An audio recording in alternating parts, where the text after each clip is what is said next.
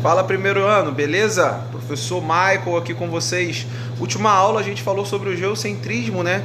Que é a teoria que a Terra era o centro, não é isso? E agora, eu comentei que na próxima aula, que é essa, aula 27, a gente ia falar do heliocentrismo, tá? Que é nada mais do que o Sol como centro, beleza? Mas de uma forma um pouco diferente de hoje em dia. Vamos lá. Na história ocidental, o heliocentrismo é uma importante doutrina que impactou a forma de pensar sobre o lugar da humanidade no universo. Assim, ela fez oposição com ideias também da Igreja Católica lá no século XVI. Entenda mais sobre o assunto a seguir. O que é heliocentrismo? O que é o heliocentrismo? Em palavras, o hélio vem do grego, tá? E significa centro do cosmos, beleza? O heliocentrismo é a doutrina que afirma que o Sol, né, Hélios, que veio do grego, é o centro. Então, é heliocentrismo porque tem o Sol como centro, beleza? Só que é o centro do universo, tá, gente? Então, assim, não é ainda o que nós estudamos hoje em dia, que a gente sabe que o Sol não é o centro do universo. O Sol, ele é uma estrela da nossa Via Láctea, tá? Onde, sim, ele orbita os planetas. Então, em relação aos planetas orbitados, ele que fica no centro, em relação ao nosso sistema solar, não ao universo, né, gente? Beleza? Já o geocentrismo afirma que a Terra que era o centro do universo. Estou falando de universo, não estou falando de Via Láctea do nosso sistema. Antigamente se falavam de universo. A gente sabe que o universo é infinito. Antigamente não sabiam que o universo era infinito, tá? Ou muito grande, né? A gente não sabe ainda, ou gigantesco ao ponto de ser quase infinito. Qual é o contexto? As posições dos planetas e do Sol sempre foram uma temática controversa na história ocidental. Ocidental é a galera mais cristã, tá? A galera oriental, ela tem as suas particularidades religiosas, né? Os chineses, os indianos, tá? Então, assim, eles têm mais uma particularidade. Então, por isso que a gente fala a galera ocidental, que é mais voltado para a mitologia romana, tá?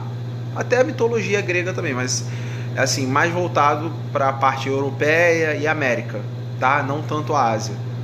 Vamos lá. Na historiografia há um registro de que Aristarco de Samos, entre os anos 310 e 250 a.C., havia formulado um modelo heliocêntrico. Séculos depois, Hipátia de Alexandria, entre 360 e 415 a.C., retomou as ideias de Aristarco. Curiosamente, ela é a primeira mulher dedicada à filosofia ocidental registrada na história. No entanto, acabou sendo assassinada por questões em conflito político. Naquela época, a Igreja Católica era lei e a execução era um tipo de lei. Naquela época, era um tipo de punição. Normal para a época, claro.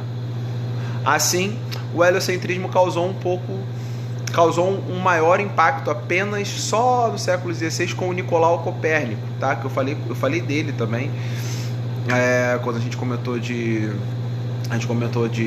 geocentrismo. Eu falei de Nicolau Copérnico e o seu modelo com planetas orbitando ao redor do Sol. Na época, a Santa Inquisição, que era a igreja, né, vigorosa, e o dogma da Igreja Católica aceitava apenas o modelo geocêntrico. Então a Igreja Católica só aceitava que a Terra era o centro do universo.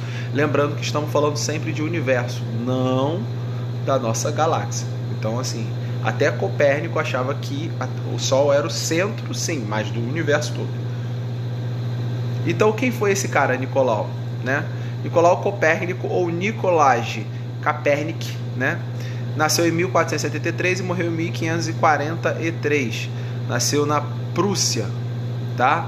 E foi, eu acho que é Rússia, tá? Desculpa, saiu o P ali. Nasceu na Rússia e foi responsável por desenvolver um modelo científico da Terra, da posição da Terra, do Sol e dos outros planetas em seu modelo heliocêntrico, tá? Copérnico viveu em um momento agitado, apesar de grande poder da Igreja Católica e os seus dogmas, havia a emergência de reformar protestantes e o Renascimento. Assim, a publicação da sua teoria ficou conhecida mais tarde como a Revolução Copérnica. Heliocentrismo e a Igreja Católica. E a Igreja, né? No caso aqui é católica. Para a Igreja Católica, no século XVI, o paradigma vigente era do geocentrismo, lá no século XVI. Afinal, as criações de Deus estavam centradas na Terra, e os escritos bíblicos dariam sustentação à tese geocêntrica. Logo, contrariar essa ideia era um insulto aos dogmas cristãos, e era punido. Além disso, especialmente com o movimento renascentista, o heliocentrismo ficou vinculado a uma valorização da ciência, né? Aquela guerra da ciência e religião, desde o século XVI, até antes, né? Portanto, a negação da ideia geocêntrica era também uma oposição ao poder e aos dogmatismos religiosos daquele cristianismo. Na verdade, a ciência durante muito tempo foi vista como ocultismo e bruxaria. E os grandes cientistas antigamente, principalmente Leonardo da Vinci, era considerado um ocultista, entendeu? Por ele saber fazer certo tipo de cálculo e projetar coisas futurísticas.